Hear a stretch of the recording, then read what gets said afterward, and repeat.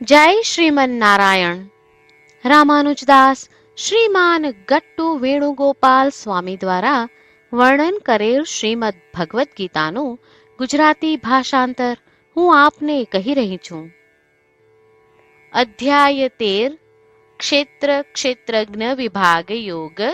શ્લોક 14. સર્વેન્દ્રિય ગુણાભાસમ સર્વેન્દ્રિય વિવર્જિતમ અસક્તમ સર્વભૃચ્ચૈવ નિર્ગુણમ ગુણભોક્તૃ ચ.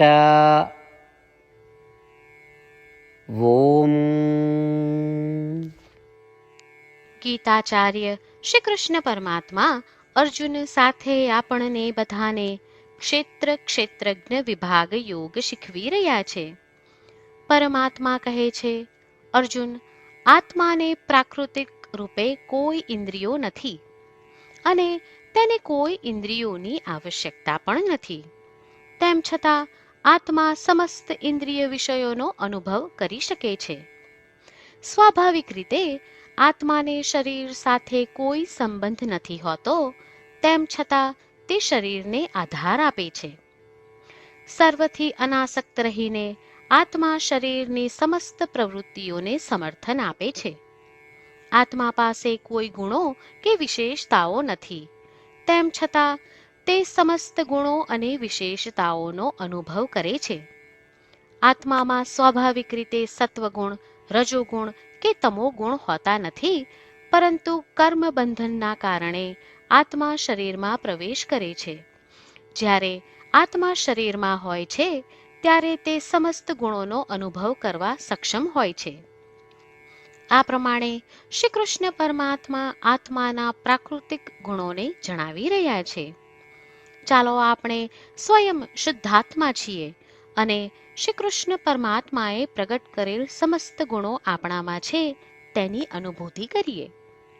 આપણે કર્મને કારણે આ શરીરમાં આવ્યા છીએ અને જો આપણે જન્મ મૃત્યુના ચક્રમાંથી મુક્ત થઈ જઈશું તો આપણે આપણી પ્રાકૃતિક અવસ્થાને પ્રાપ્ત કરીશું એ સમજીએ. આ ઉપરાંત ચાલો આપણે એ સભાનતા રાખીએ કે આપણી પ્રાકૃતિક અવસ્થા પ્રાપ્ત કરવા માટે આપણે આ શરીરમાં રહીને જ પ્રયાસ કરવા જોઈએ. આપણી પ્રાકૃતિક અવસ્થા પ્રાપ્ત કરવા માટે આપણે આપણા મૂળ સ્વભાવ અને વિશેષતાઓનું નિરંતર સ્મરણ કરીએ અને આપણે શ્રીમન નારાયણના છીએ તેવી અનુભૂતિ કરીએ. શ્રી કૃષ્ણ પરમાત્માનું શરણ લઈ આપણા જીવનને અર્થપૂર્ણ બનાવવાનો પ્રયાસ કરતા ચાલો આપણે બધા શ્રી કૃષ્ણ પરમાત્માના શબ્દોનું આ શ્લોક સ્વરૂપે પુનરાવર્તન કરીએ. સર્વેન્દ્રિય ગુણાભાસમ સર્વેન્દ્રિય વિવર્જિતમ અસક્તમ સર્વભૃચ્ચૈવ નિર્ગુણમ ગુણભોક્તૃ ચ.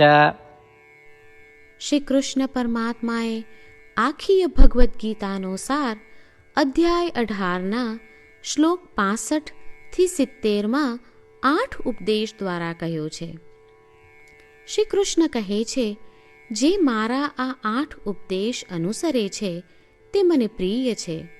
એ સર્વે ભક્તોનું હું બધી જ રીતે રક્ષણ કરીશ. શ્રી કૃષ્ણ પરમાત્મા પાસેથી આખી ભગવદ્ ગીતા સાંભળ્યા પછી અર્જુન કહે છે, કરિષ્યે વચનમ તવ, એટલે કૃષ્ણ, હું તમારી આજ્ઞાનું પાલન કરીશ, તમે કહો છો એમ કરીશ.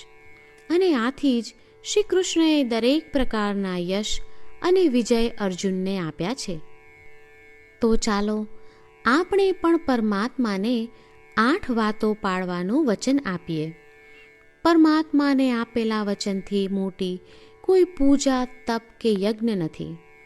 8 પ્રતિજ્ઞાઓ જે આપણે લેવી જોઈએ તે હું હવે કહું છું. આપ સૌ પણ એનો મન અને હૃદયથી વિચાર કરો.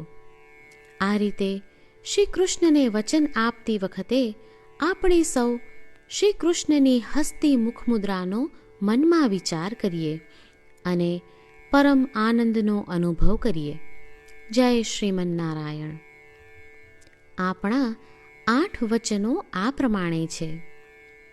આપણું પહેલું વચન: હે શ્રીમન્નારાયણ, તમારા ઉપદેશ પ્રમાણે હું હંમેશા તમારું ધ્યાન અને ચિંતન કરીશ. આપણું બીજું વચન: હે શ્રીમન્નારાયણ, તમે કહ્યું છે તેમ હું સદાય તમારી ભક્ત રહીશ. આપણું ત્રીજું વચન: હે શ્રીમન્નારાયણ, હું મારા કર્મો તમને સંતોષ થાય તેમ અને તમારી સેવા માટે કરીશ.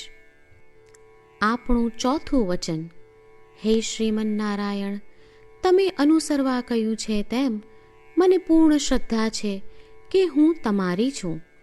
હું સદાય મારા હાથ જોડી તમને નમસ્કાર કરીશ, તમારી ભક્તિ કરીશ. આપણું પાંચમું વચન: હે શ્રીમન્નારાયણ, હું તમારા શબ્દો યાદ કરું છું. મામેકમ શરણમ વ્રજ, તમે તમારી શરણમાં આવવા કહ્યું છે. શ્રીમન્નારાયણ, હું માત્ર તમારા જ શરણમાં છું. આપણું છઠ્ઠું વચન: હે શ્રીમન્નારાયણ, આપે કહ્યું છે મા શુચ, તમે અમને આશ્વાસન આપી શોક ન કરવા માટે કહ્યું છે, તો હું દુઃખી નહીં થાઉં, શોક નહીં કરું. આપણું સાતમું વચન: હે શ્રીમન્નારાયણ, અમારા કલ્યાણ અર્થે આપે શ્રીમદ્ ભગવદ્ ગીતા રૂપી આશીર્વાદ આપી અમારા સૌ પર કૃપા કરી છે, તો હું દરરોજ ઓછામાં ઓછો 1 શ્લોક વાંચીશ અથવા સાંભળીશ એવો સંકલ્પ લઉં છું. આપણું આઠમું વચન: હે શ્રીમન્નારાયણ, હું ગીતાના દૈવી શબ્દો એ ભક્તો સુધી પહોંચાડવાનો પ્રયત્ન કરીશ જેઓ ગીતાથી અજાણ છે. હે શ્રીમન્નારાયણ, તમે કહ્યું છે તેમ કરીશ, તમે કહ્યું છે એમ વર્તીશ અને તમારા માટે જ કર્મ કરીશ.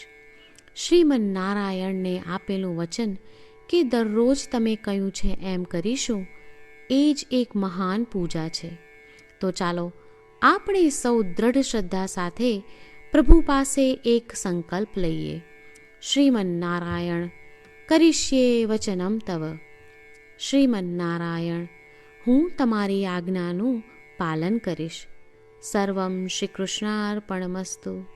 જય શ્રીમન્નારાયણ. સર્વેન્દ્રિય